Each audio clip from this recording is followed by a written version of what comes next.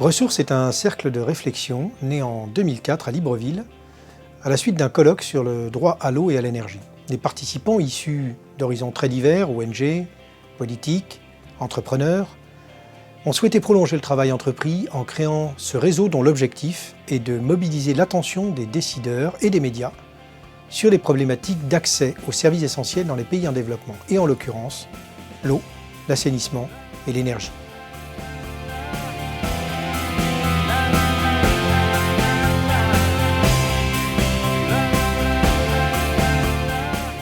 L'ambition de Ressources est d'instaurer un dialogue en organisant des débats réguliers avec toutes les parties prenantes de l'eau et de l'énergie. Toutes les parties prenantes qui sont soucieuses de partager une vision commune, qui participent à la mise en œuvre de solutions concrètes dans le domaine de l'accès aux services essentiels. Et donc Ressources est un lieu d'échange dont la finalité est d'être une force de proposition, notamment en produisant des recommandations destinées à être diffusées auprès de la communauté de l'eau et idéalement entendues dans les enceintes internationales.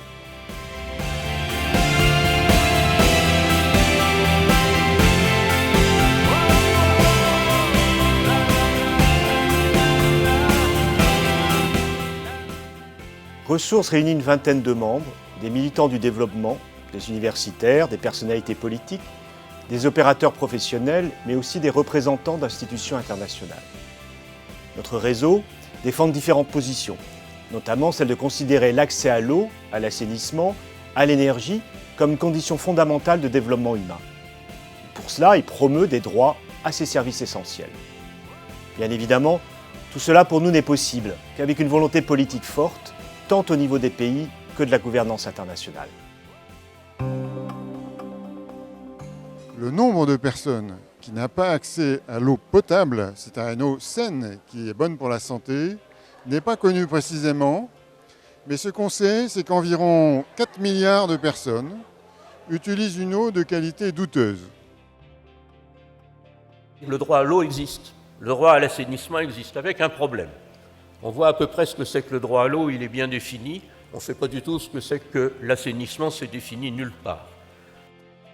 Si nous agissons dans le domaine de l'accès à l'eau potable et à l'assainissement, c'est parce que, depuis 30 ans, nous avons constaté que c'était un besoin vital, à la fois pour vivre chaque jour, mais aussi que boire de l'eau insalubre générait des maladies hydriques qui étaient probablement la première cause de mortalité dans le monde. Une étape évidemment très importante a été franchie avec la reconnaissance internationale du droit à l'eau. Mais personne n'est assez innocent pour penser que le combat est gagné et qu'il peut désormais s'arrêter là. Un bidonville, on ne s'en débarrasse pas comme ça. Et on sait que presque toutes les solutions qui ont été mises en œuvre pour se débarrasser des bidonvilles ont produit des effets pervers lourds. Un monde où il y a l'opulence d'un côté et la misère de l'autre est un monde qui est voué à l'instabilité. Qu'un monde où le partage des fruits de la mondialisation se fait sur la base d'exclusion et de marginalisation est un monde qui n'a pas de lendemain. Il n'y a plus de raison que le marginalisme intelligent soit isolé. Nous sommes ici pour porter une volonté collective d'innover là où on n'a pas l'habitude. C'était le message de Ressources pour ce matin. Merci.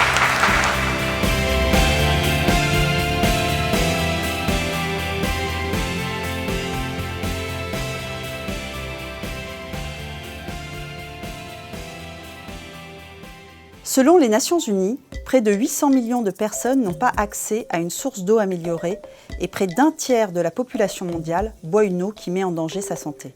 2,5 milliards de personnes ne disposent toujours pas de toilettes ou de toute autre forme d'assainissement amélioré. En 2030, l'Agence internationale de l'énergie prévoit que 1,2 milliard personnes n'auront toujours pas accès à l'électricité.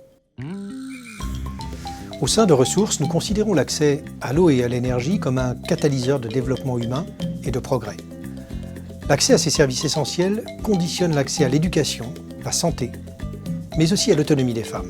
De la même manière, il n'y a pas d'accès à l'eau sans droit, et Ressources a défendu sans relâche le droit à l'eau qui a été enfin reconnu au niveau international en 2010 par les Nations Unies.